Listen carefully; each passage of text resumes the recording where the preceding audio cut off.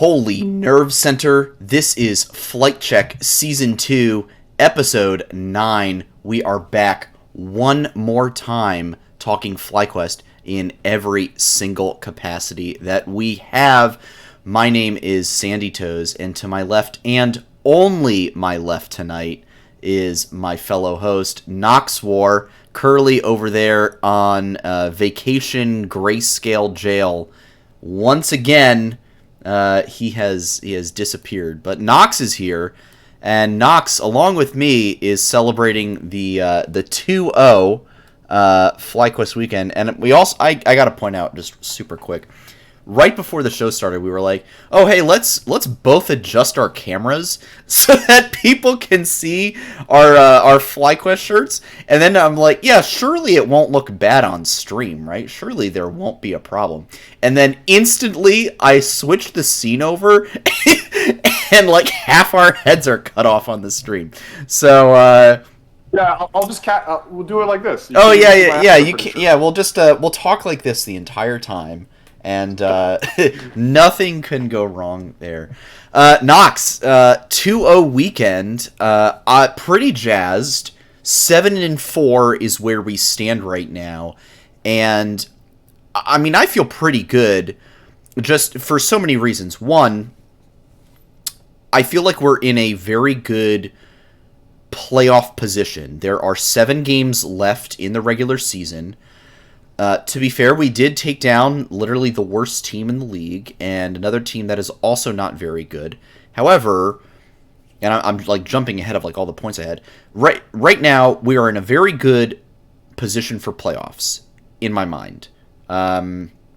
We could basically go 1-1 next week and the week after, and then even go like 1-2. And we'd still finish like 10-8, and that gets you into playoffs.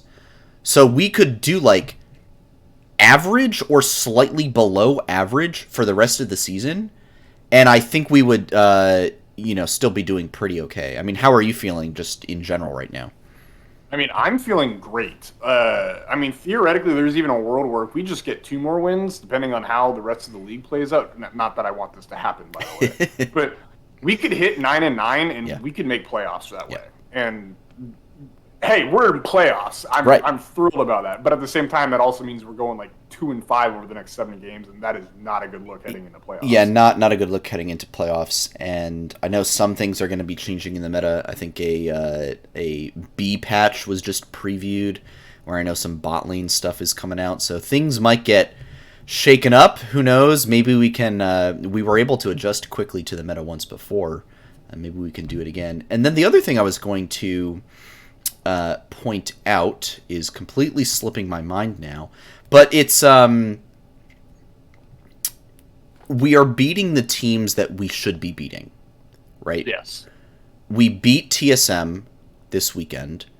Not always in the cleanest of ways.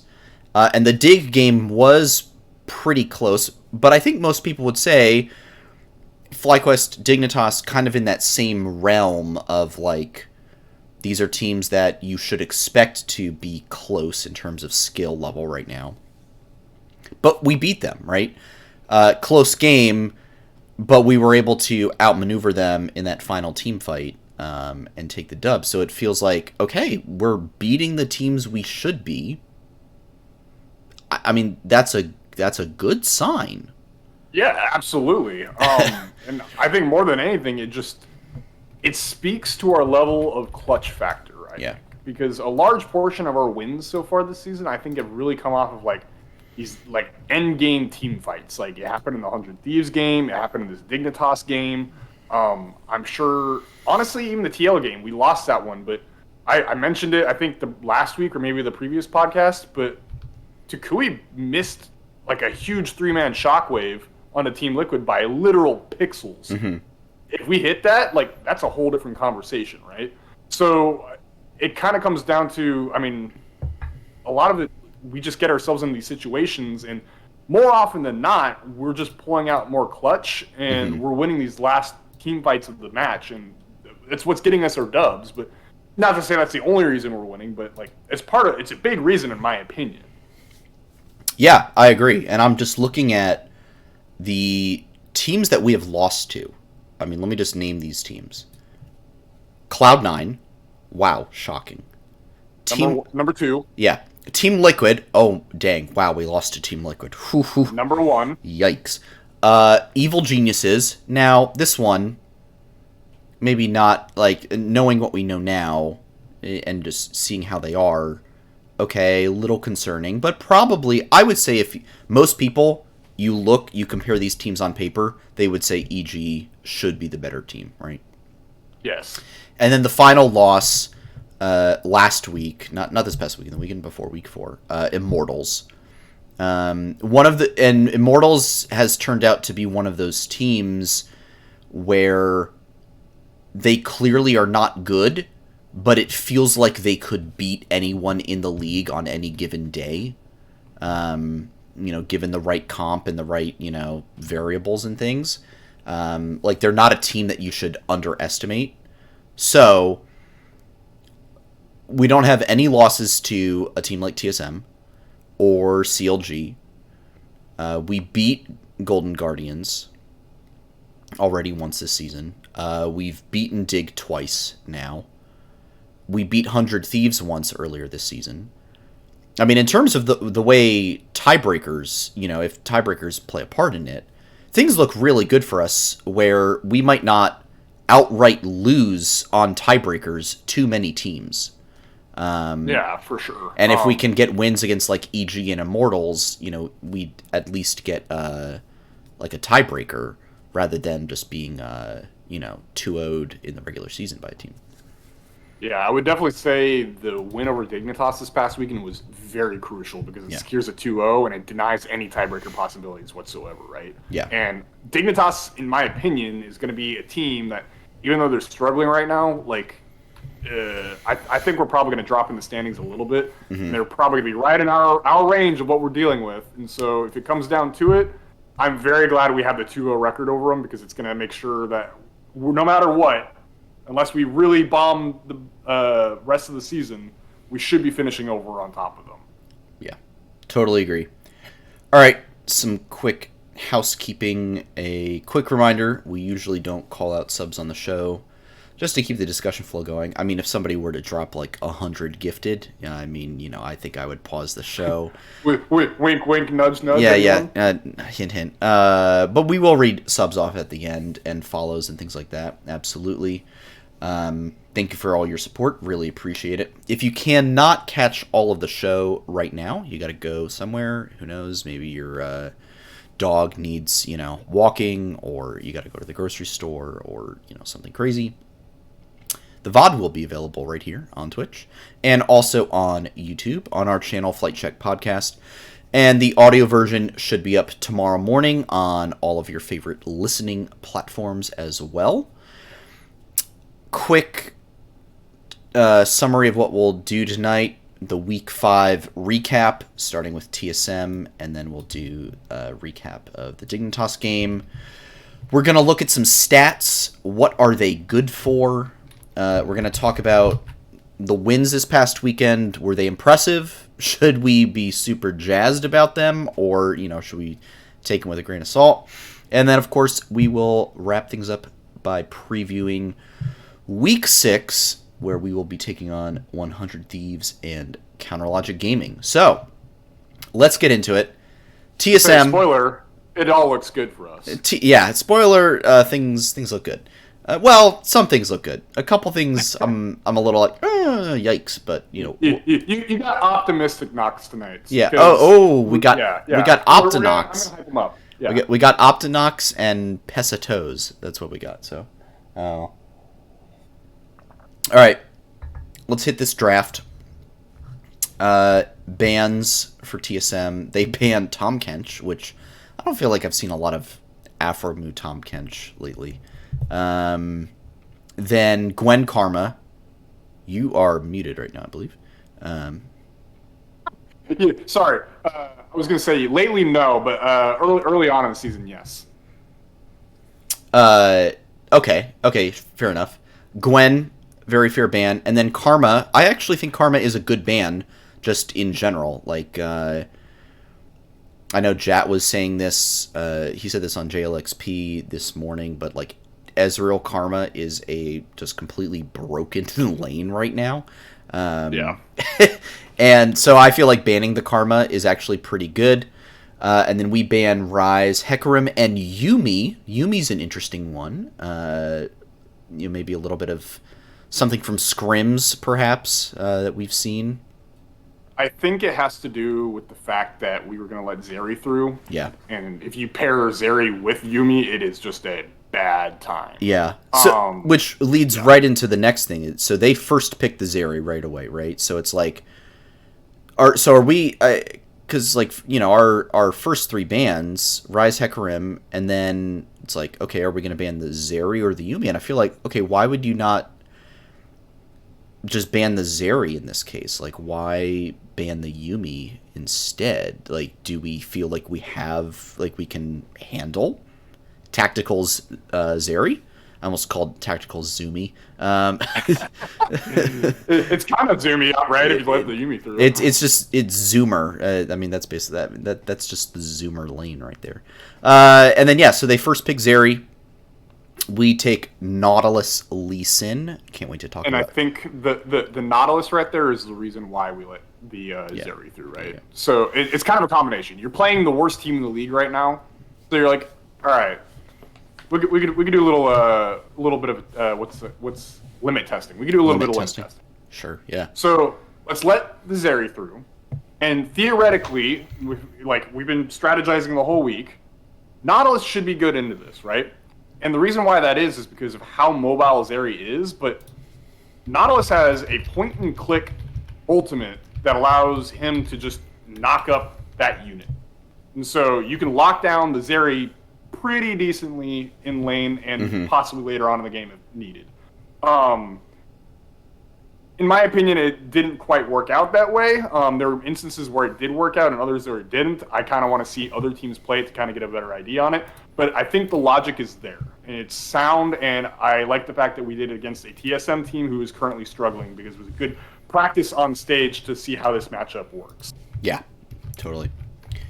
They get into they take the Ahri bait. So they took the Ahri bait. And then they go Rek'Sai, which is an interesting pick these days, and we respond with Syndra. And why don't we speed run through the rest of the draft, and then we'll look at it as a whole. So then they ban Aurelia Jinx, and we ban Gnar Alistar. So a couple top laners. They ban the Jinx away from Johnson. I think that's a fair ban by them. And then we ban the Alistar. We take Aphelios, so probably, the best response available. They go Leona Tryndamere, and then boom. And this is what I really want to hit. This Gragas counter pick from Kumo. And they talked about this on the broadcast, but I'm going to hit it again. Great pick here, in my opinion. Yes, absolutely. The Gragas, and here's why. So if you don't understand the Gragas Tryndamere and even the Gragas Rek'Sai stuff, Gragas basically denies Tryndamere so much in lane, and even denies Rek'Sai. Well, and I was going to say denies Trynd in the team fights as well. True. Yes. And that's Gragas just denies Tryndamere the ability to do things like accessing the back line, just singling out a target, taking him down, things like that. And then also really denies the Rek'Sai as well. So I just really want to point out how good of a pick this Gragas is into both the Rek'Sai and the Trynd. So it's like a 2 for it. Buy one, get one free counter picks. So that was really good. I mean, I don't know how I'm sure you feel similarly. If you have anything to add about it. I mean, there's also the stat that I don't know if people who were listening in on the broadcast this past weekend, but Kumo is currently 4-0 when he has counter pick, right? Clearly, whenever he gets something that he's comfortable on and he knows the matchup into, he does well. So, and it goes to show that if Sharks takes that into mind, because let's be honest, even Sharks himself admitted on our own tweet that it was a bit of a coach diff last week. If Sharks is keeping in mind, hey, let me get the counter pick for Kumo, it's all gravy. We're good. Yeah. There's nothing to worry about. And so the Gragas was about as perfect of a counter pick, an R5 as you could get in this situation. Right. I was just super, super happy with the pick overall. Yeah, no, I was too. So this game got pretty spicy, pretty quick. So we had a 2-for-2 fight at 5 minutes, 4-man dive from TSM. Not really much I felt like Johnson and Aframu could have done here. TSM brings everyone except top lane down to bot. And it wasn't like the dive last week where it's like they saw him on a ward or something. They were, right. I mean, you could probably have inferenced that they were on their way, but right. you're not sure, right? And yeah. So that one, it's more of a, it's fine, it's whatever. On top of the fact that they managed to make it last long enough that they got a 1-for-1 out of it and delayed their backing long enough that Kui could come down to get a 2-for-2. Right. So yeah. I was fairly happy with it overall. I think, yeah, giving up the second kill to them was a bit unfortunate, but I mean, to go even in that fight just generally is really good because, I mean, how many, like, imagine you're playing like T1 there, right? Like, I don't... You take those. Well, I mean, I don't imagine T1 brings 4 men down to the bot lane and, you know, gives up a 2-for-2. I'm pretty sure that's a clean 4-man dive and they get out easily and just snowball the game from there. So we snowballed dragons in this game so fast. I'm not skipping ahead through the whole game, but I just want to note, like, we get first drag at 7, second drag basically on spawn around 12, 17:30 we got third drag. Right around 23 minutes, TSM started up drag to try and deny a soul. We stole it. So big props to Jose, yeah, first of all, but also just for the team for, like, you know, really having so much dragon control in this game. Yeah, a couple things. So yeah, first drag at 7. Game was kind of quiet for a while. Like, the early game was, after that 4-man dive, not a lot of other action going on. And then we got a quick kill on Shenyi around 12, which led to second drag. Spica goes up and to top lane and kills Kumo with Huni. Mm-hmm. Which, that was a little unfortunate. Yeah. I mean, I think you could have surmised that Spica was up top. I think part of it is also you have to keep in mind that Gragas has a lot of mobility, and I'm sure Kumo probably just thought he could outplay it. Yeah. Couldn't quite do it. Which makes, I understand. It's not a super, like, come on kind of thing, but it's like, oh. Yeah. Okay, whatever. Yeah. 4-man dive. We execute the 4-man dive correctly, and we do not give up 2 kills for it. I believe we got both kills. We got both kills off of, honestly, kind of tactical inting it a little bit. Yeah. He was out. He was out, and then he's like, I'll creep back in, see what I can do, and just immediately regretted it. Yeah. And then 15 minutes. We got to talk about this. The quadra kill for the Lee Sin. Jose with the... It's so clean. I mean, the only word I can use to describe this play is cracked. Just completely cracked out of his mind. The hands were so clean. The pro view, if you guys have not gotten the chance to see the pro view for this, they put it on the broadcast. So just go around like 15 minutes, like game time 15 minutes, the play happens, quadra kill, and then they'll run the replay. And they'll run the replay with Jose's pro view. And the way he's just like dancing around the river, literally just like bouncing around the river, getting these kills, was just absolutely nutty. So, really huge thing. And this, I felt like this was the moment where it's not that the game was like, ooh, okay, like could go either way, but this really, I felt, started to solidify things for us a bit more. There were still some issues, and I do want to point some of them out in a moment. But I felt like things were doing really good. And actually, I'm going to get to something that I wanted to point out here. So like we're getting these kills, right? We get the quad on the Lee Sin. We get third dragon around 1730. In the meantime, though, TSM took so many towers. I think I saw at one point they were up 5-2 in terms of towers, and this was actually keeping the gold relatively even, almost to a worrying extent. Did you see the same thing? I mean, I was watching it, but I don't think there was ever a point where I was worried about it. Because part of I haven't seen the level of coordination to let like Huni like truly split push. B, you had a Gragas that no matter what was going to match him if needed. Like, and Tryndamere is not going to be able to push down the towers with Gragas there.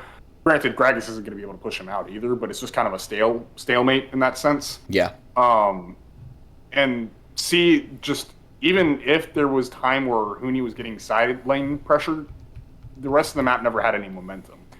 A lot of times, like split pushing picks like Tryndamere, like you need to have a two-pronged attack. You need to have the side lane being pushed by the Tryndamere, and then you need to have the rest of your team being focused on some form of objective elsewhere on the map, right? In which case, neither anywhere in that game were they synced. And so, if I started to see at any point that TSM was putting pressure on an objective while Huni was split pushing, maybe I would have started feeling a little bit nervous. But I never saw that from TSM. So there wasn't really any point where I was like, okay, yeah, they got another tower. They got a little bit of injection of gold. But yeah, there was never pressure on us. We always had the momentum the entire game. So for me, I was like, it's fine. Let them take the tower. We're getting pressure here on the map. We're making moves here. It was all Gucci. Totally. I think that's fair. And I mean, of course, like Huni is running the Tryndamere in this game, right? His entire objective is to just he built Hullbreaker, right? And first, so his entire objective is to be that split pusher. You know, hit those turrets, take them down, things like that. So I get it. I'm not going to call it like a worrying trend for me. But it was still like, that's interesting that we still, even with all these kill advantages and getting drags and things like that, we still were letting them get a decent amount of towers.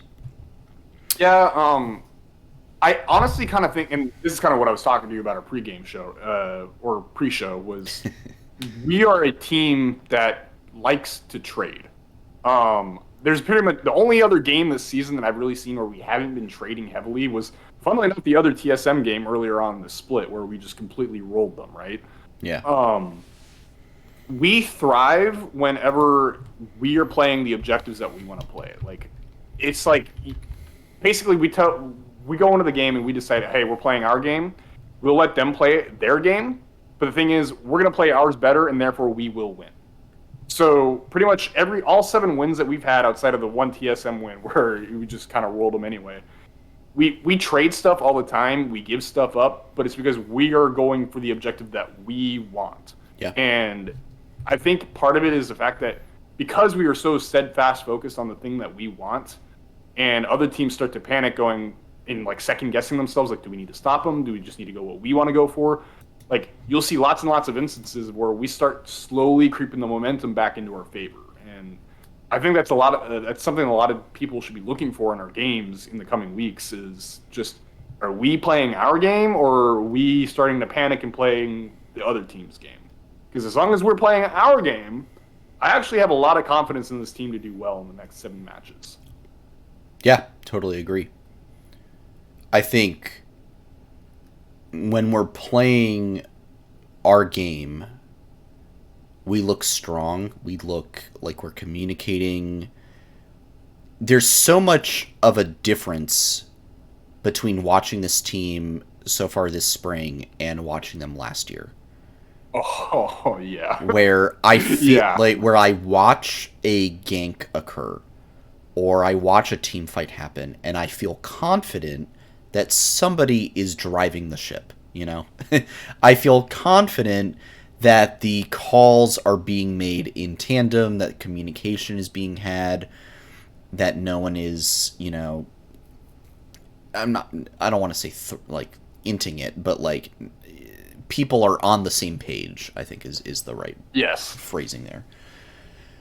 So when we're on like that, it's really, really good. I think there's some macro stuff to clean up. Like, I think TSM did out macro us a couple times here and there in this game.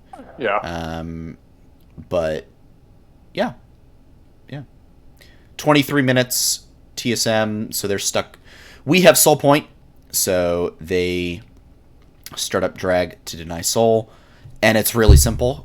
We kill Shenyi. Jose steals soul. I think this was Ocean Soul. Yes, it was. Ocean Soul, so that's huge. A, for two reasons. Great always for your comp, and B, always great for Flyquest, which is back, by the way. I don't think we even really talked about that on the show. And we go straight over to Baron.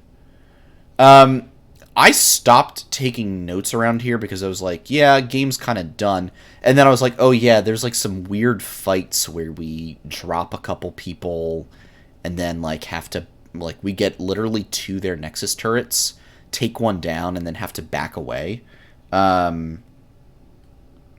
So there were like a couple moments. I don't think there was ever a moment where I was like, ooh, TSM could come back here, because I felt like we had pretty much solidified things up. But still, it was a little concerning to be like, ooh, that's a little messy in closing this game out. Like, are we just being a little too hyphy here, trying to do too much? Because I feel like a better team would have really punished us harder. Because I'm thinking specifically about that fight that was in jungle where we end up losing 2, I think it is. Like, and it's like a 3 versus 3 for a while until I think their bot lane dies and we lose a couple people as well. Yeah, we lost just kind of an awkward jungle fight. Yeah, and then I think we still got Elder anyway, even though we didn't have a jungler. And then we just kind of ended the game through mid and bot.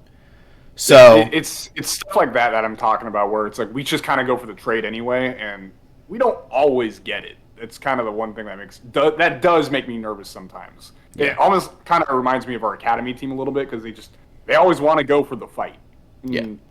Sometimes it pays off and it makes you look really, really good, and then there's other times where it just completely throws the game, right? Yeah. As seen by our academy team multiple times throughout the split.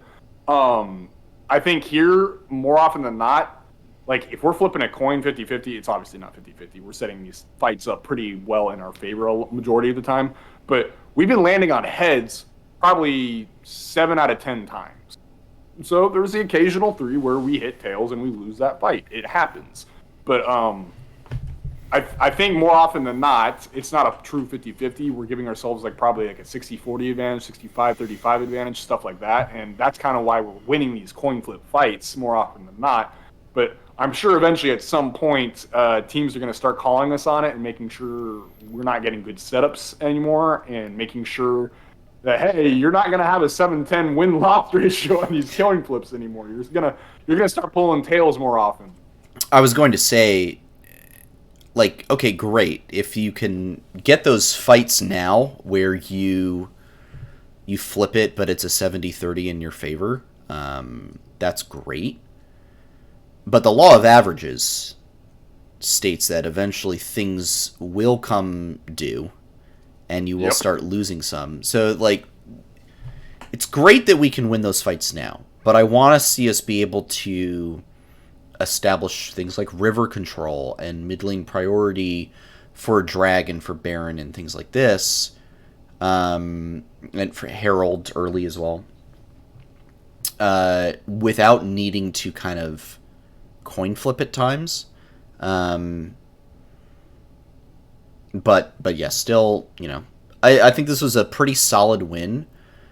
I think, and we'll get into this later, I think like certain pundits called this game close. I don't think this game was like really close per se. I don't think it was that close. Like, stats wise, if you look at like the post game thread on Reddit or whatever, you're like, oh, look at the numbers. It's kind of close. I mean, it looks like they have powers, they have some kills. If you like really, if you only use stats to look at this game, it's like, okay, fine, we only won, and when we won, we're up like 3 or 4K gold.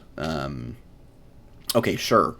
Not that big of a, advantage, right? This isn't Team Liquid with a 13K gold advantage at 23 minutes. So, it's like, fine. But hey, it felt like we were still driving the game most of the time. I mean, at 23 minutes, TSM has to start up Ocean Soul to deny it from us, and we just walked in, took the fight, took the soul, took Baron. I would say that's a pretty, yeah, we were in the driver's seat for this game. So, yeah, I think the only point in this game where we lost our momentum or lost brief control was at 2 for 2 in topside jungle. That was the only time we lost our momentum. Yeah. I was never, like I said, was never worried about this game. Yeah. There was not one point. No, same. All right. Let's move forward then. So the Sunday game, Dignitas. I really want to point this out. I think it was Freak doing the cast on Sunday, right? With Jat, and Freak literally says, "Dig Barons have not been that much of a meme lately." Da da da da da. And then, and then, literally 20 seconds later, we take a 5-for-1 fight at Baron, where they started it up to try to, and to be fair, they start up Baron to try to force us to come there, which works, and then we win the fight, 5-for-1, I believe, and it's just like, all right, thank you, Freak. Maybe next week you can say something like, 100 Thieves team fighting has been absolutely fantastic, and then we win, like a crucial mid-game team fight again where Abadage goes ham on the Corki and Tukui just snipes him with a Vigar Q or something. Maybe something like that. That'd be pretty good. All right. So, draft, real quick. Draft. I will say, I think we lost this draft, actually. I think we hard lost this draft. There were a couple things that I really didn't like. I don't like the Zillion at the end. And I also, it's less that we, lost the draft, and more like I felt the Malphite was just so good. It's a great counter pick. Right. It's a great drafting from Dig. Yeah, it was really good. It was a really good pick from Dig. A lot of the other stuff, pretty standard. Letting River have the Jarvan. I saw that, and I was like, oh no. Did you see me put the Monka W in chat whenever they let it through? Are we really going to be the team that says, we're not afraid of River's Jarvan. What could that pick possibly do to us? And then it just runs us over.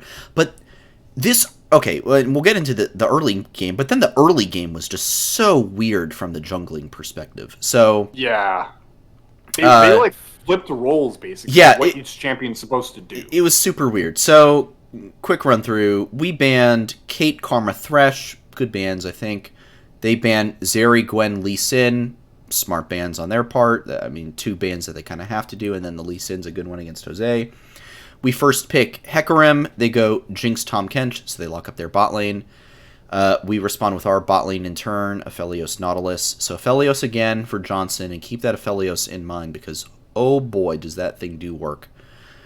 And then, yeah, the Jarvan comes through for River, and it's like, okay, we've got Hecarim that's just going to power farm, and Jarvan's going to look for these early EQ ganks, and do what Jarvan does. Sure, right? Totally.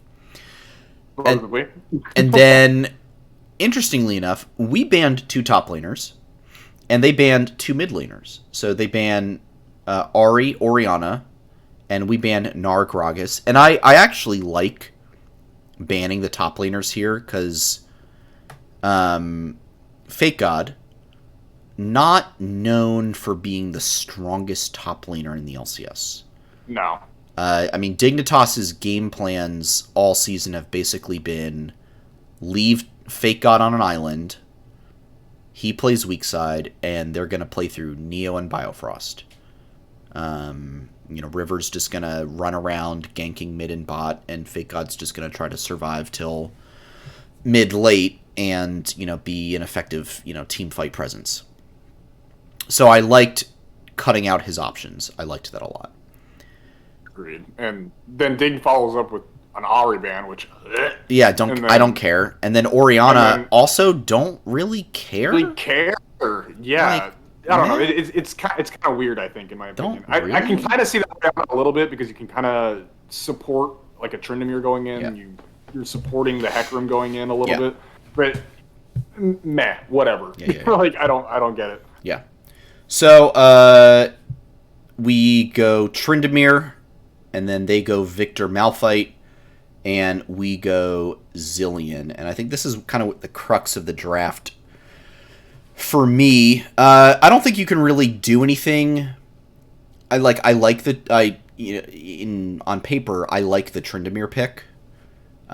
It's just like, okay, we take Malphite, and it's like, oh, okay, well. See, that's the other thing that's very telegraphed in our bans is we banned Gnar and Gragas, which are like 2 counters to Tryndamere. Right. So I even wrote it in the Flyquest Discord. I was like, there's a Tryndamere pick coming. Just wait. And sure enough, there it was. And it's like, okay, so it was very telegraphed on our end, but like at the same time, it's like we are securing supposedly a good matchup for it, right? Yeah. And Dig goes and calls us on the bluff and says, well, all right, you banned 2 great counters into the Tryndamere. Here's a bit of an off-meta one. Here's a third. Fair play, honestly, right? Like, this is how pick and ban is supposed to work. Yeah. So props to Dig on it, honestly. The Zilean, though, is still... I'm still trying to wrap my brain around this. Yeah. And you're going to have to remind me, this was played on 12.4, correct? Yes, I think... Was Corki hit in this... No, Corki was not hit. Like, so why no Corki here, It's because it's all auto attacks at that point. You're relying on auto attack Tryndamere, you're relying on auto attack Corki, auto attack Affiliates. Yeah. In which case, everyone at that point just builds tabbies, and you're having a grand old time, or steel plated boots, whatever it's called now. Sure. So I understand the Corki. I actually think this is an Azir pick right here. Oh, okay. Azir. I really think because Azir goes well into Victor, it can handle the pick just fine. It's consistent AP DPS. And can shred the Malphite if needed later on, or any possible tank pick that is big.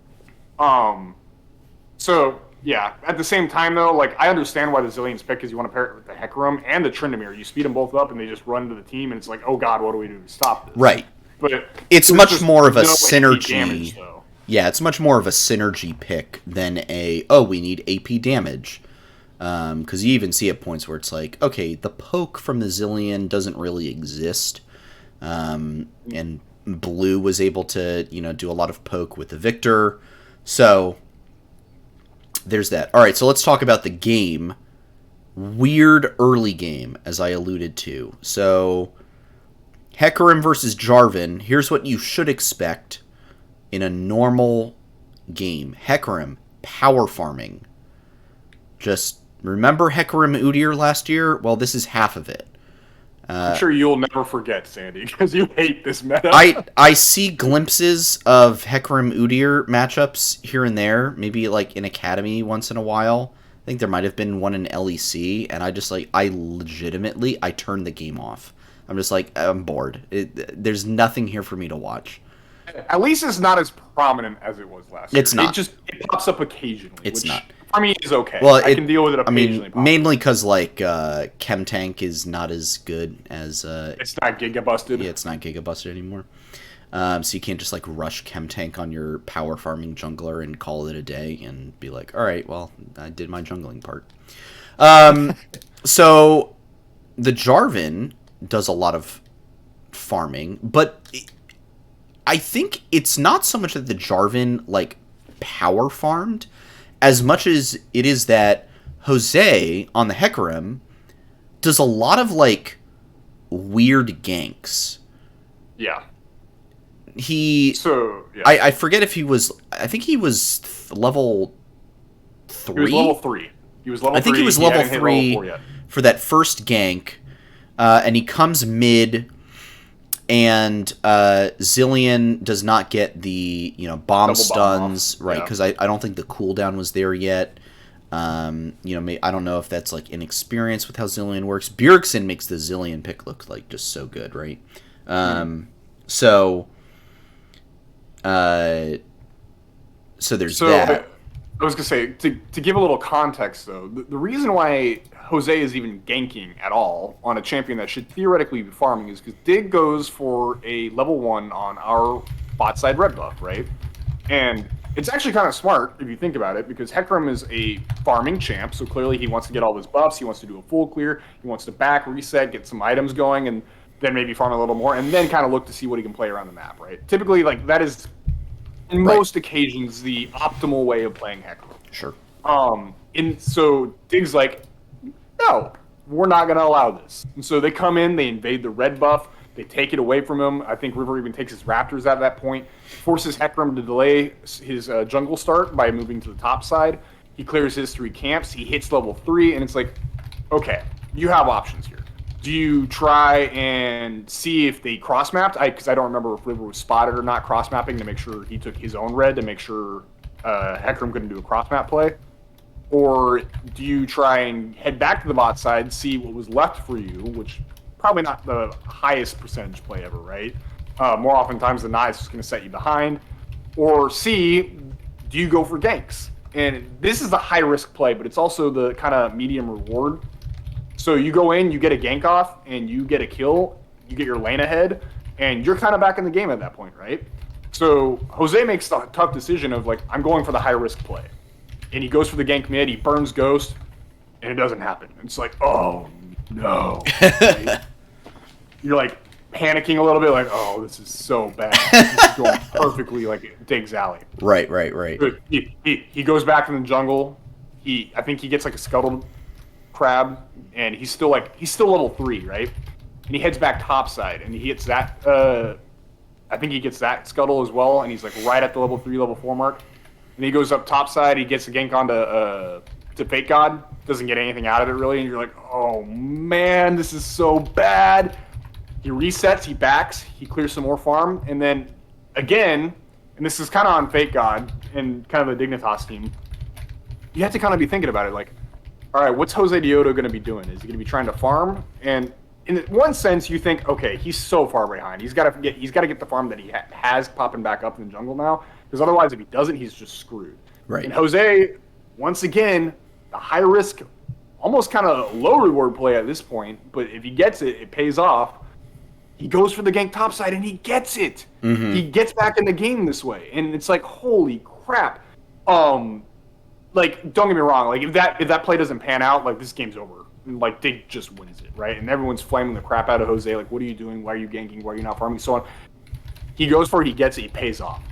And I have to give credit where credit's due. That takes a lot of balls to go make that call on a champion like Hecarim. Right. And so, because I saw people like, oh man, Jose didn't really have a good game this game. It's like, no. Like, he was put into a very tough position, and he kept going for it until he finally got it, and it paid off. Like, y'all need to put some respect on Jose for making this call, because it's the reason why Flyquest stayed in the game and ended up winning. Because if they don't get that gank off, Jose's so far behind, and he's not able to do anything on the rest of the map, and the momentum's just not there whatsoever. And Jarvan could just have a field day around the rest of the map, right? Mm-hmm, mm-hmm. But what ends up happening is Jarvan ends up farming, and then he's just not all that useful, and it is what it is. But I think, honestly, Jose played from behind beautifully this game, and he made it work. Yeah.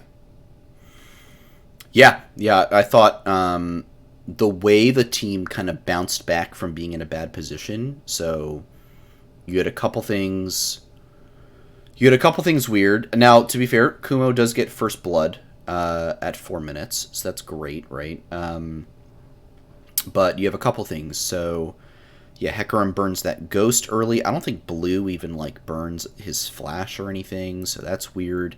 There was, like, the whole thing, bot lane, where Neo and Biofrost had like a really nice advantage just at the outset. And yeah, I was really pleased to see us not crumble under like, oh, they've got early game advantages, and just keep taking it to them and finding good fights. And that was the thing I really wanted to focus on for this game, or like what I wanted to point out was like we took good fights. Yes.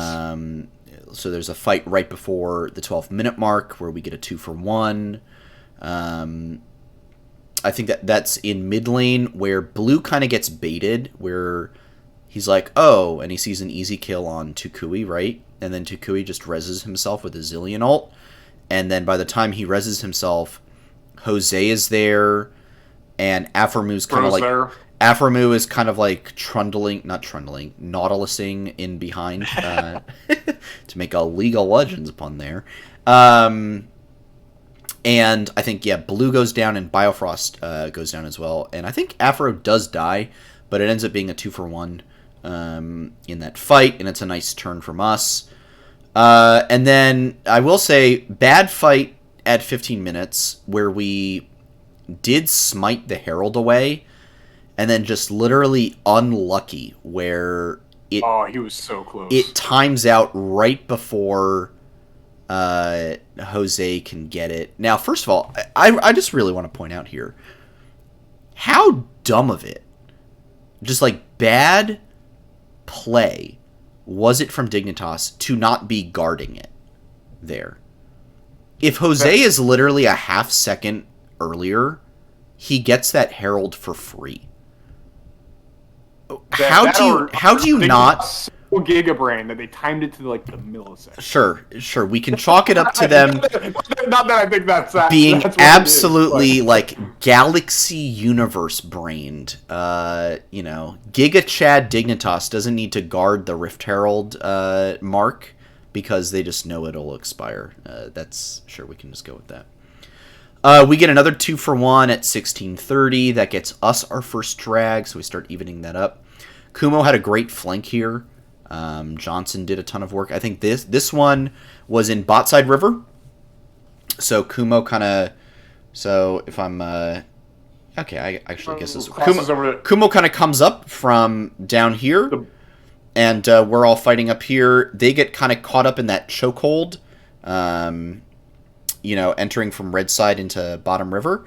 And Johnson does a lot of work, a lot of good AoE damage. The Zillion bombs actually do work here. Hecarim does some work as well. So that's a nice fight. Real quick, I do want to bring this up really quick. But part of the reason Johnson looked so good this game, because he had, I think, 3 team fights where he just got to free fire the whole time, right? Yeah. No pressure on him. It kind of comes down to Fake God a little bit. And so I had Mark Z on in the background while I was working today. Wasn't able to really watch, but I was kind of listening to just what he was saying. And he's like, just Fake God was not positioning correctly. And so you got 2 schools of thought, right? You have this Tryndamere who's going for a flank onto the Dignitas team. And you have a Malphite who counters him perfectly. He eases him.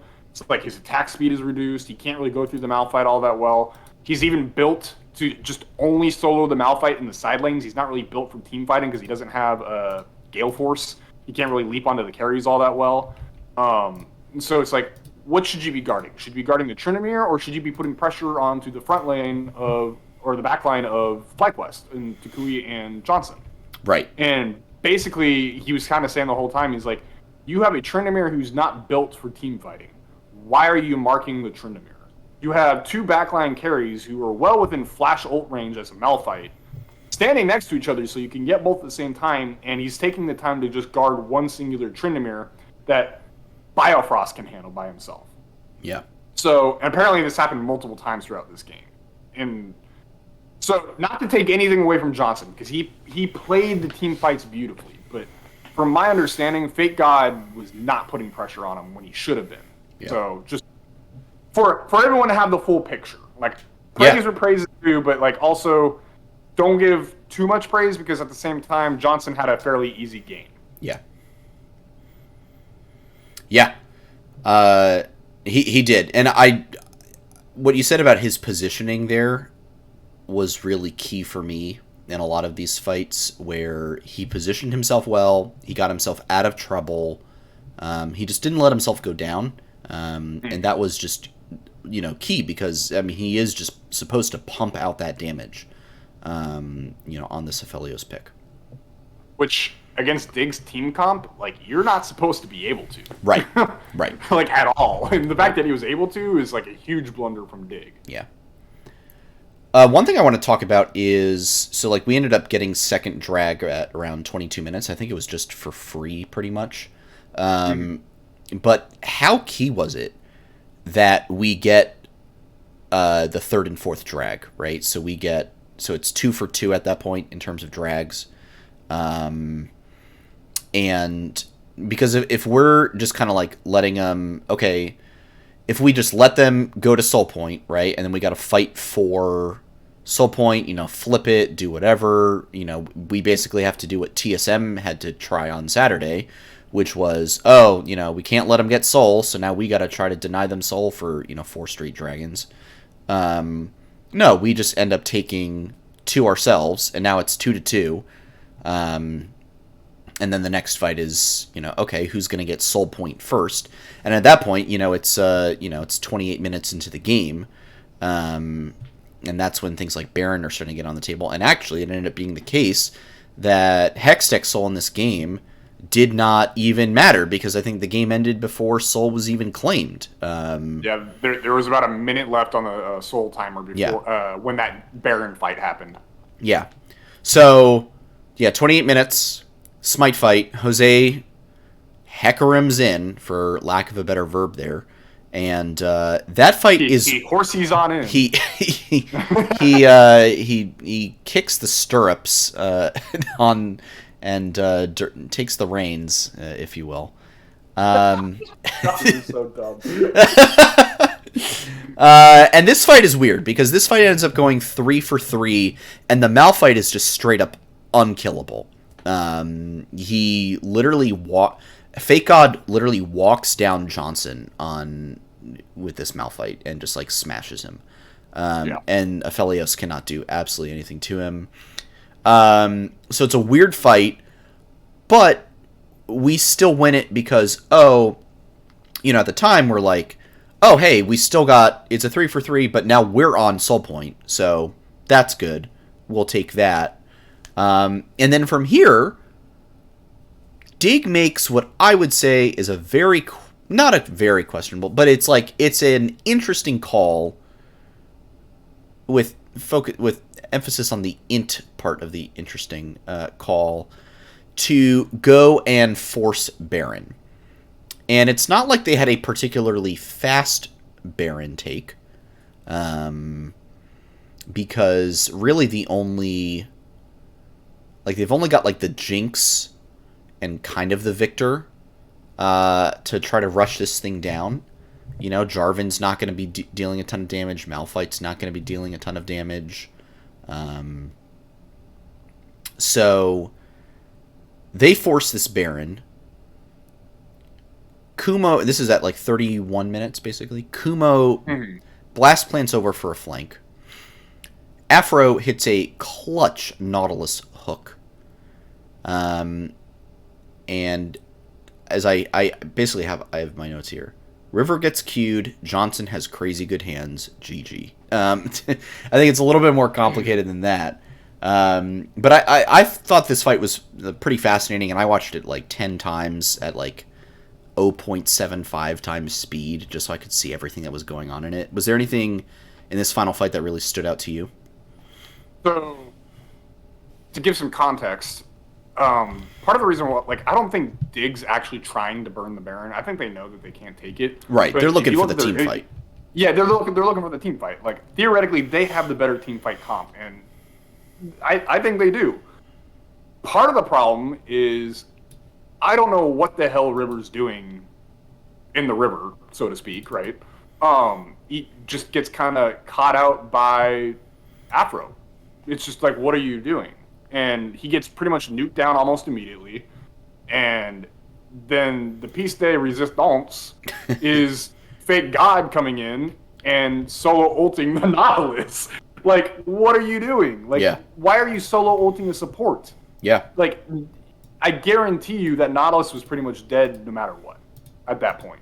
Because everyone else was already converging onto him, and basically River had already blown his whole combo onto him as well. And so it just, I don't know, it just doesn't make sense as to why everything, both from River and Fake God's perspective, they just burned everything onto this one Nautilus support.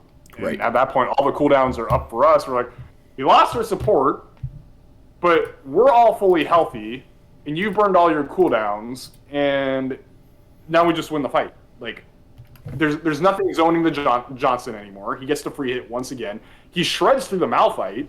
Like, I don't know. Just, this fight was more than anything, like, I think the setup was even better for Dig if it wasn't for River getting caught out and then them burning cooldowns on just some random support. Like, it doesn't make sense. Dig played the fight so horribly bad. There's nothing redeeming about it for them, right? Yeah. And then on our end, I mean, we play it well enough. Afro's great. He gets the catch. Johnson's in the background just shredding. Yep. Takui's zoning with bombs and ults, and then Kumo's coming back from the backside going like, you better run for me. I'm gonna get you. Yeah. So, yeah, it's just really, really, really, really bad play. Right call, but really bad play from Dignitas, and then we just played it well. Right, we capitalize on the bad play, which I think is a mark in our favor. Absolutely, yeah. If you're able to capitalize on your opponent's mistakes and turn them to your advantages, that is a good sign that you're able to recognize when your opponents are having problems and taking advantage of that and exploiting it. That is team play. That is basically saying, what are they doing? We can just take this and win, and going for it. So that's really good to see.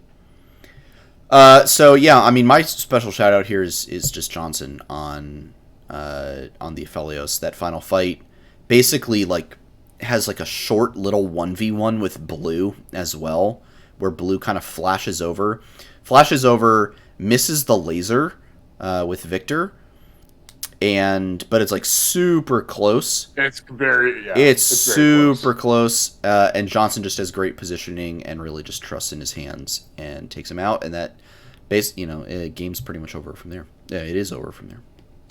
All right. Yeah. That is the Week 5 recap. Now we're going to transition into a different little segment called Stats. What are they good for? So here we are. We're 11 games into the season.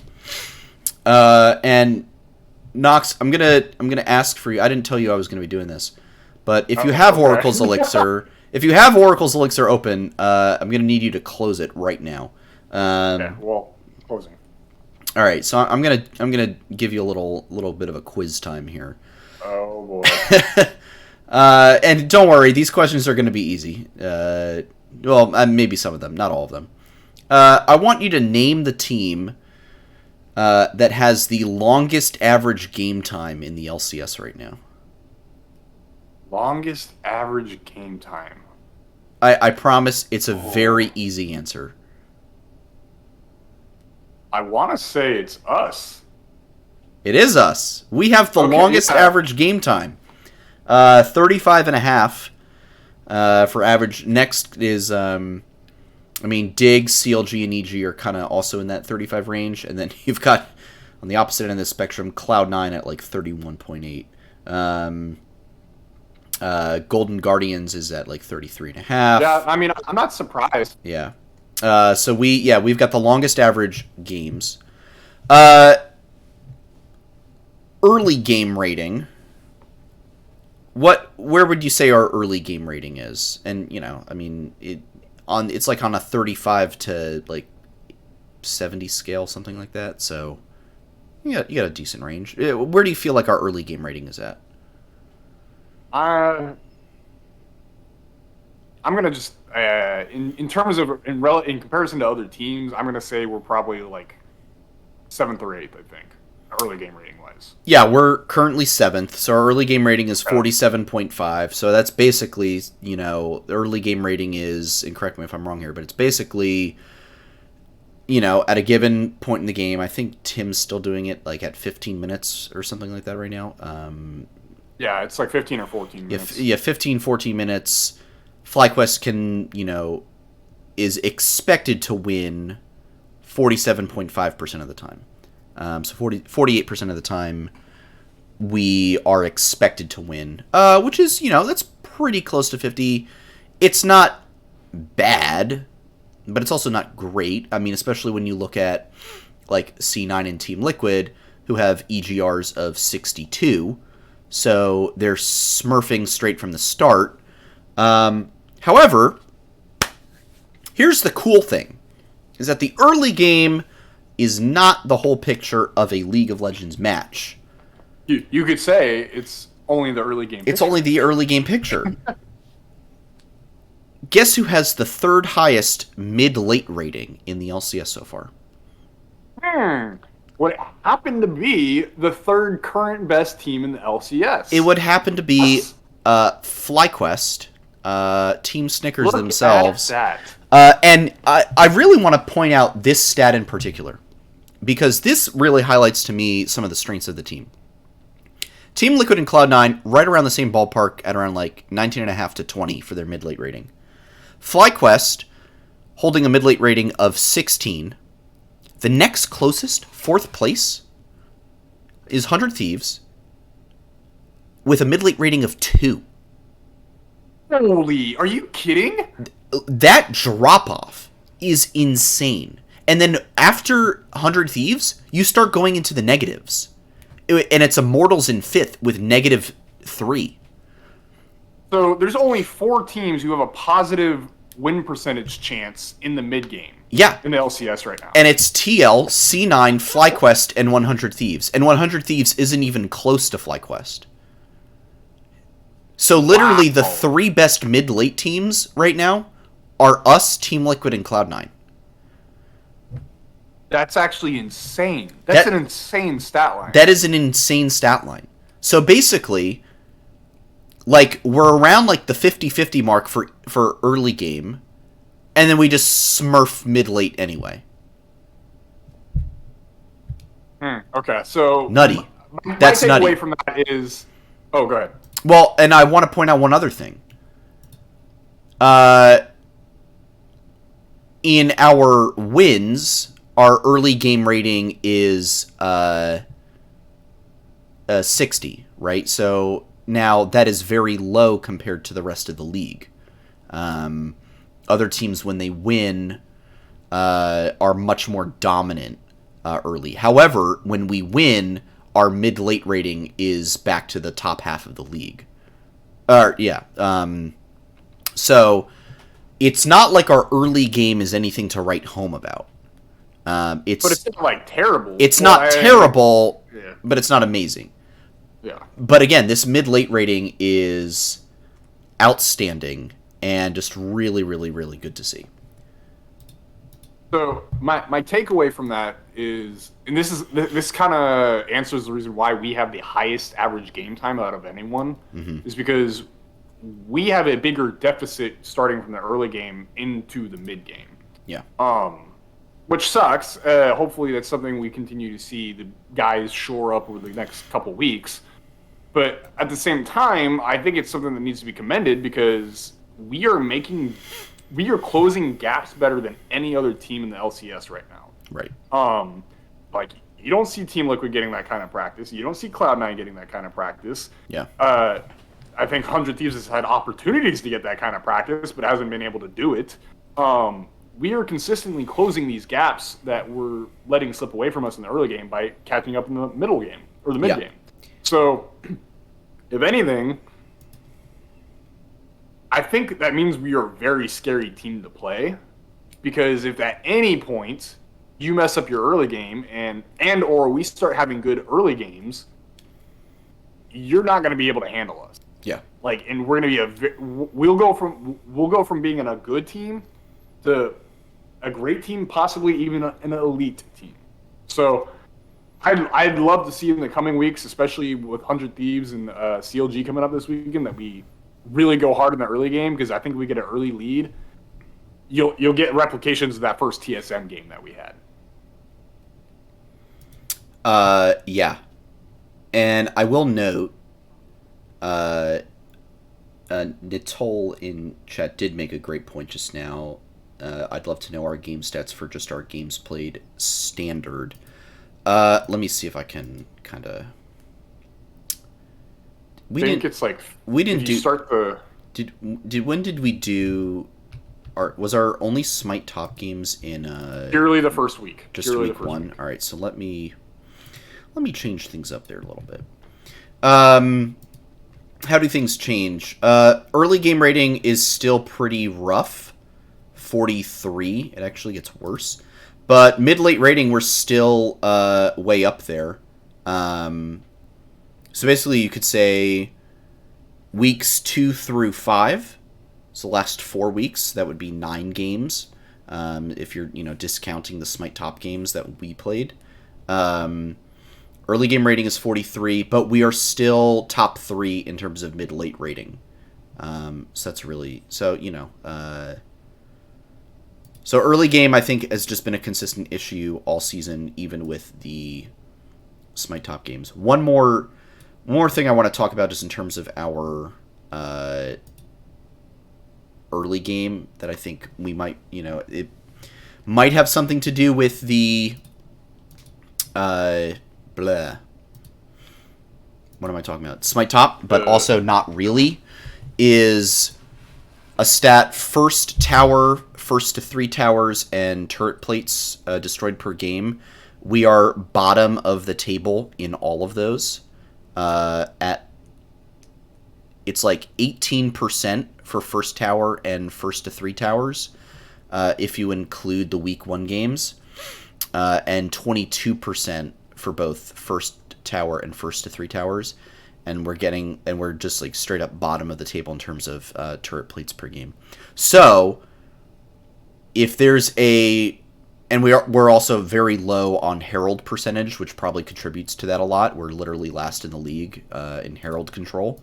So I think if there are Herald control, so many disclaimers. Herald control in any game except for Smite top, but still like 8th place for Herald control all season long. So all that to say, if there's a place that we really want to look in terms of getting our early game on track, it is securing Herald, getting turret plates, and getting early towers. I think would be great places to start in terms of securing a more solid early game. How do you feel about that? No, as a starting block, absolutely. Herald is just a great tool in general to use to help advance momentum on the map. Because like Drake's Sprite is more of just like a late game. It's like a late game security package. Like it's your security deposit. Like I'll get this back later, right? Yeah, Herald is just a great tool to help us advance momentum, both in sense of economy as well as map presence, and in terms of just general strength. So yeah, if we want to help shore up our early game a little more, by all means, I would say have a little more presence on the Rift Herald. Helps us get more turret plates, helps us get more gold in our pockets and then allows us to help push easier, right? So yeah, absolutely. As a starting block, Rift Herald is the way to go. Yeah, totally. Cool. All right, last topic before we hit the Week 6 preview real quick. So we had 2 wins. One against TSM, who is, I think they're 2-9 now. And Golden Guardians, who I believe is now, not Golden Guardians, Dignitas, who is now 5-6. Dignitas, though, I want to note, pretty average to meh stats-wise. Like, they're pretty, like, middle of the table. So I just want to talk about how, like, are these impressive wins? Should we be walking away from this weekend and saying, like, yeah, we look so good, we smurfed on TSM, we stomped Dig, and, like, should we be talking like that? Or do you feel like we should be saying, all right, we expected to beat TSM. It was a pretty solid win from us. The Dig game was kind of close at times. It probably could have gone either way, at some points.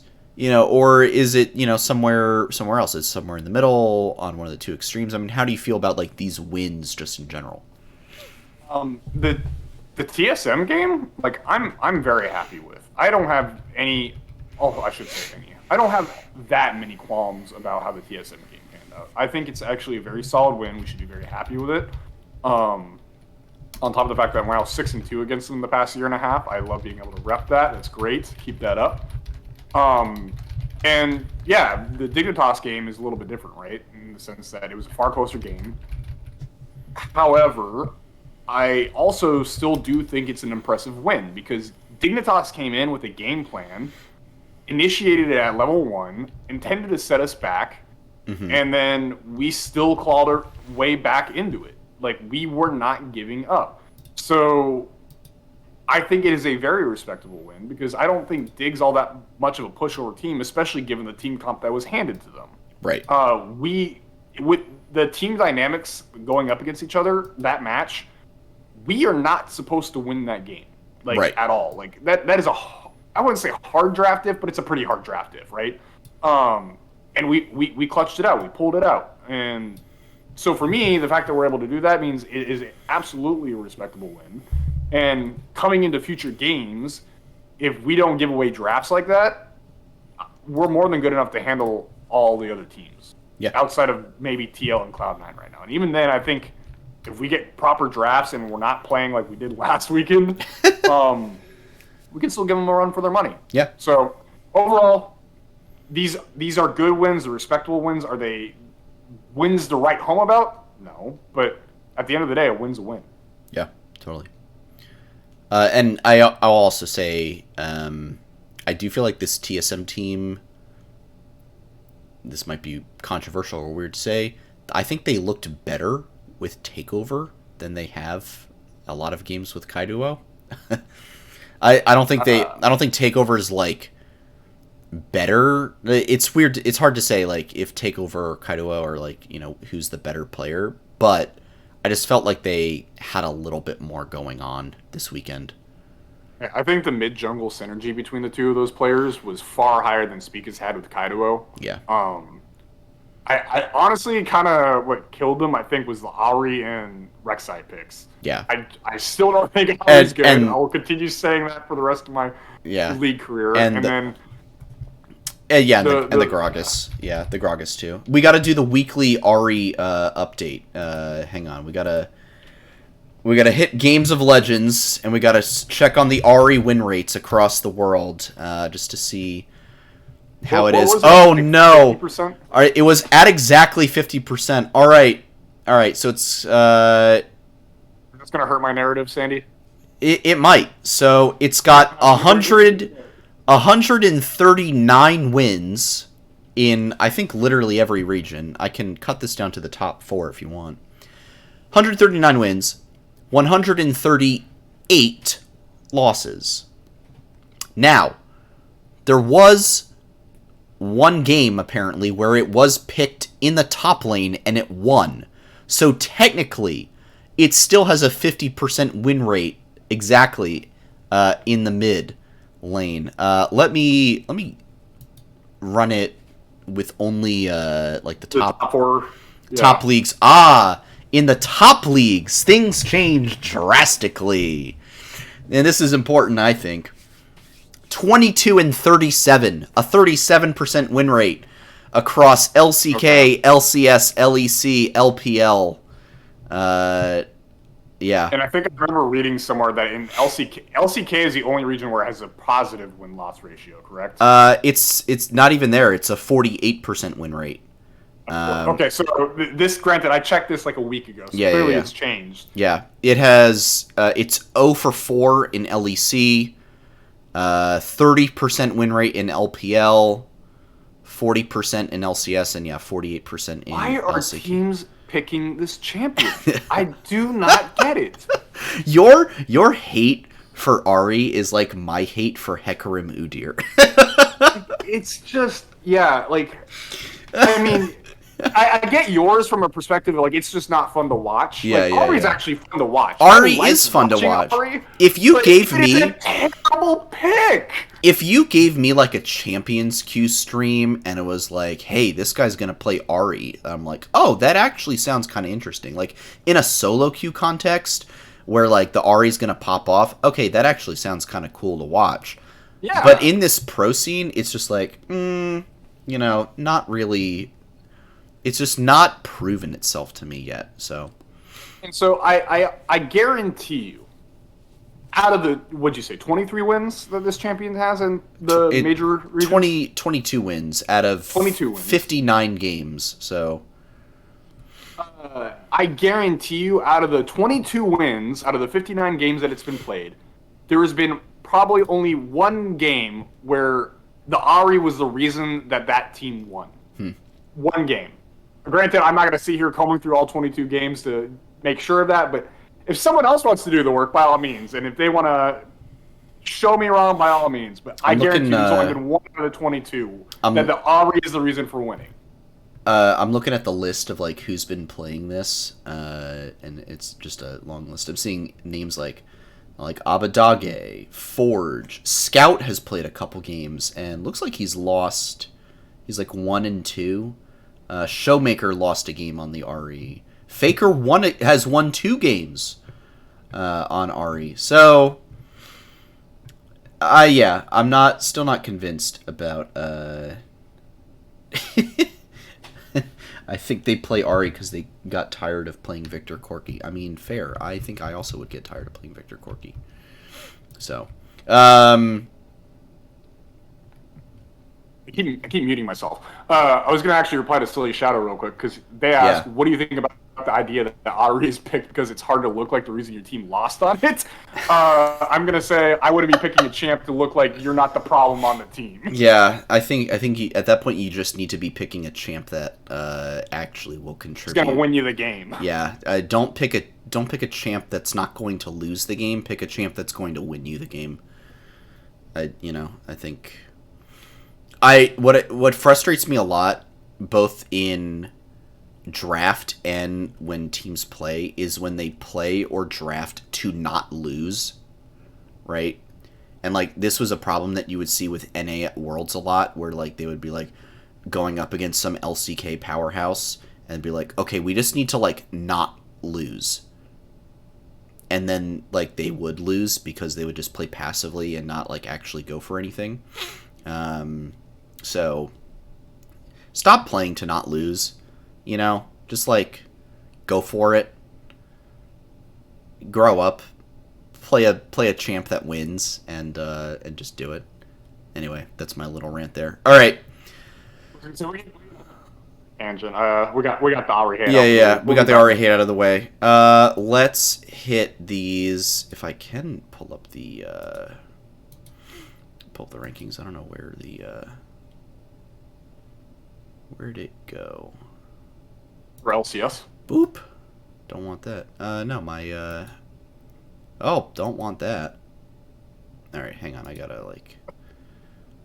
gotta delete this thing. I lost my rankings source. That's annoying. In the meantime, I'll do my Academy spiel real fast. Yeah, please do. Let me look. So Flyquest Academy still 9th place. Went 2-2 last weekend against TSM Academy, Dignitas Academy, 1-1 each. I think we're starting to hit the improvement wall a little bit.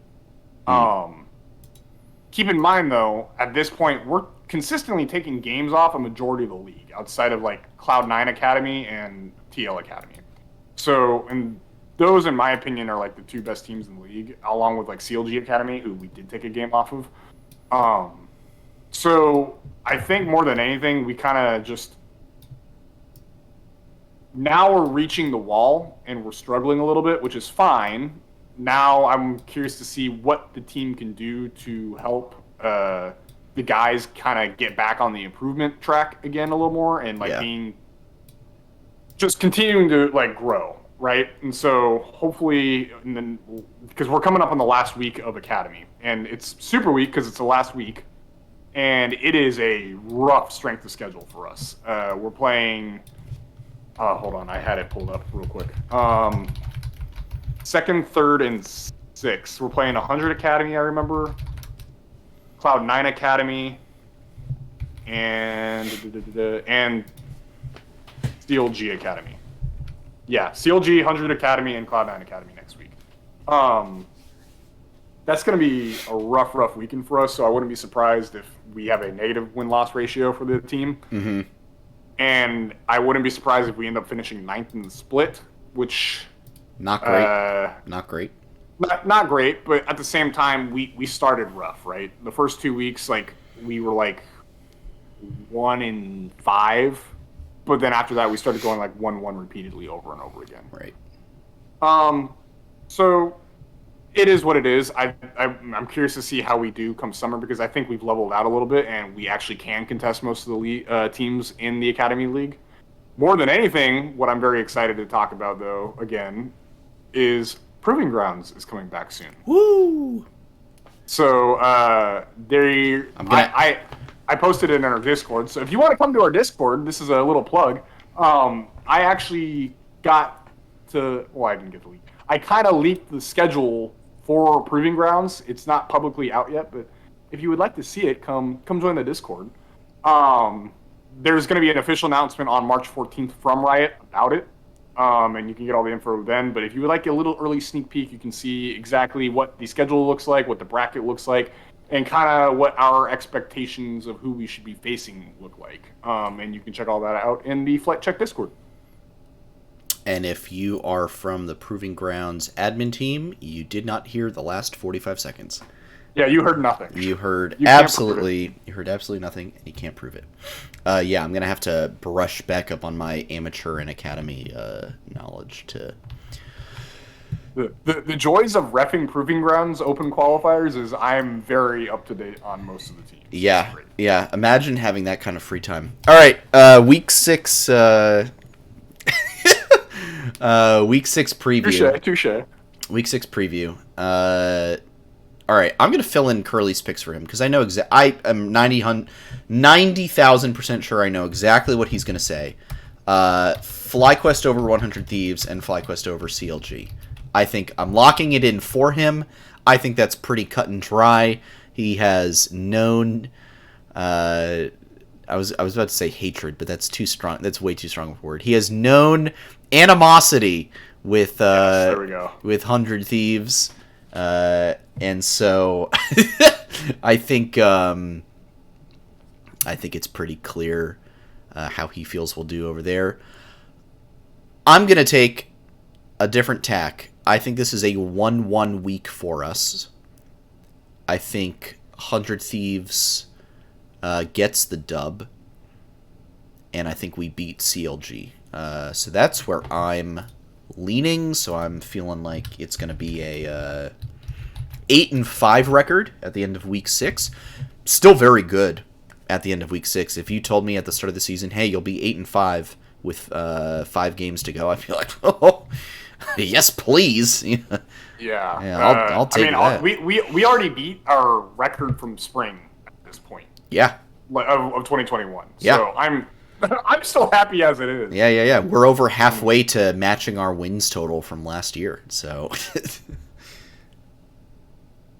Well, I guess if you're knocking both out, I guess I have to knock both out at this point. 100 Thieves. I said at the beginning of the show, optimistic Knox is here. I'm gonna go to the 2-0. Okay. Dang. So part of the reason why is I don't trust 100 Thieves right now at all. Interesting. Elaborate, please. They've been highly inconsistent in their plays. Mm-hmm. I also think that their bot lane has not been all that impressive lately. Like, they're not bottom of the pack by any stretch of the imagination, but they're no longer the number 1 bot lane in the LCS, I think. They've been very middle of the pack. And then couple that with Abadake just not being anywhere nearly as impressive. this match on Saturday versus 100 Thieves is really going to come down to Someday and Closer versus Jose Dioto and Kuma. In which case, if actually, do you know if we're red side or blue side? I mean, I assume it's the opposite of what we were last time, right? We are blue side for both games. For both games. So this is where I get nervous a little bit, right? Okay. We are 4-0 with Kumo getting counterpick, right? It's going. It gets very up in the air, right?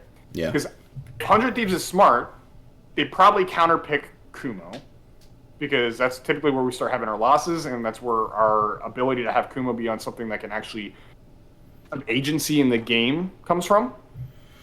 But at the same time, then you're having a game where Closer is focusing topside and Someday is having to be the carry, which can work for them, right? Mm-hmm. It's been shown that they can do it. But the consistency in which they do it is not there. Because then you have the bot lane who's struggling a little bit. You have Abadage, who's currently obviously struggling a little bit. Right. And then I think our bot lane can match that. And then I think Takui has currently been playing better than Abadage. So I think this is going to be kind of a cross-map match, right?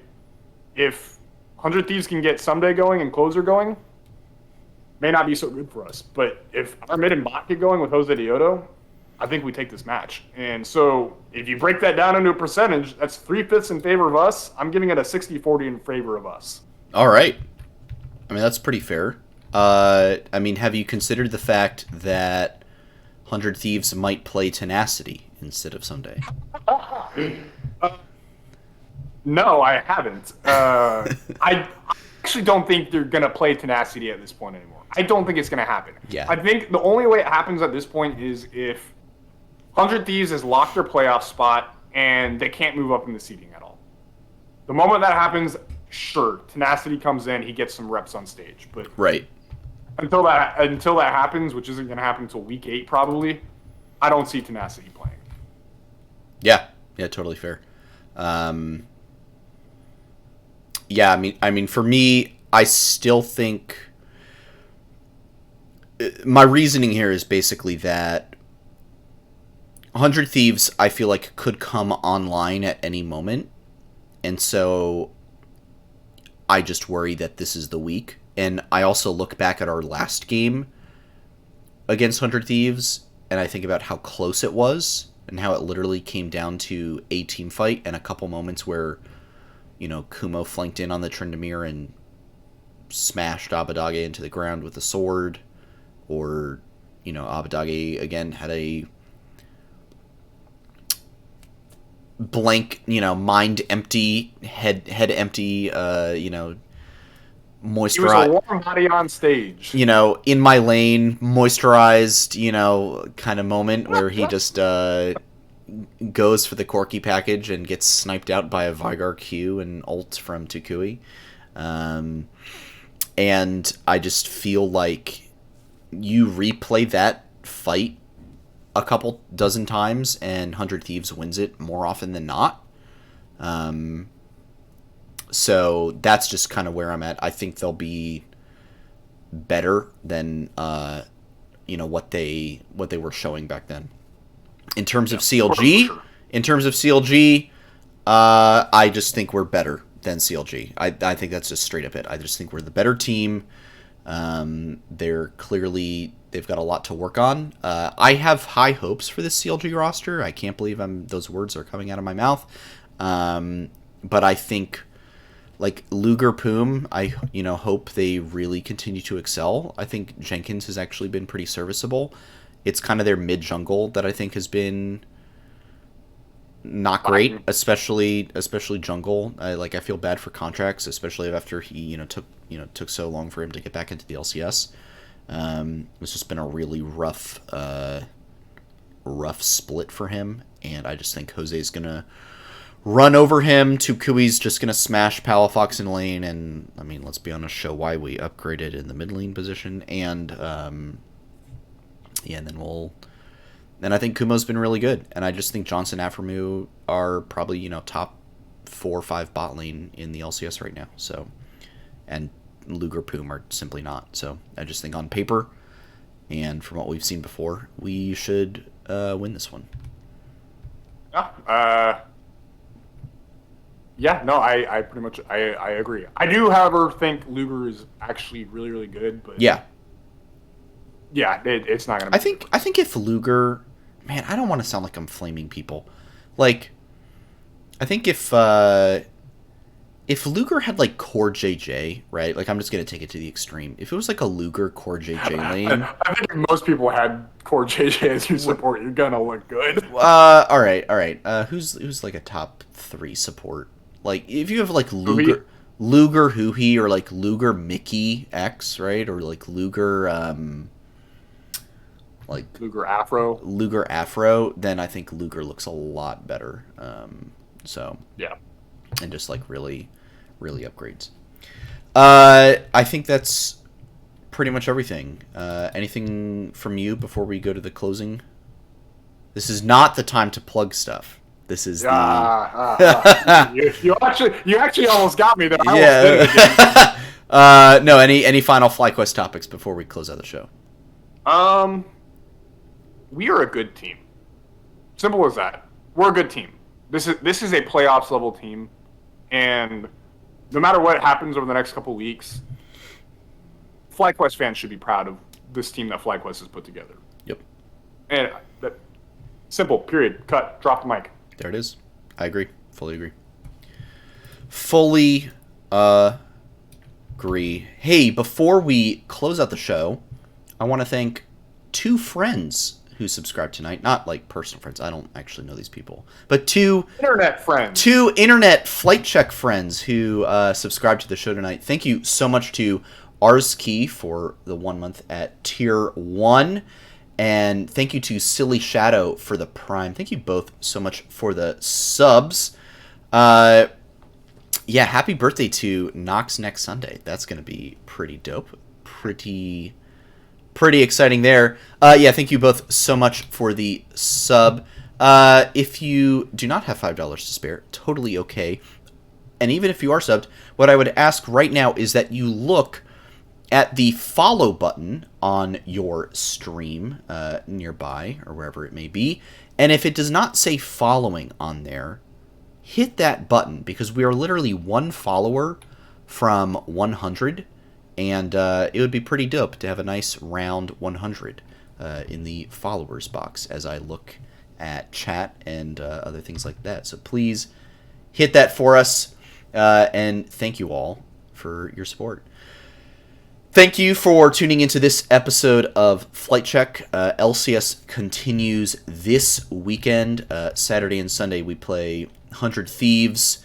We play CLG first game of the day on Saturday, and then again first game of the day on Sunday versus 100 Thieves. So we are right from the get-go. So if you need to, you can watch the Flyquest game both Saturday and Sunday, and then boom, you're done. You don't have to watch any more League after that.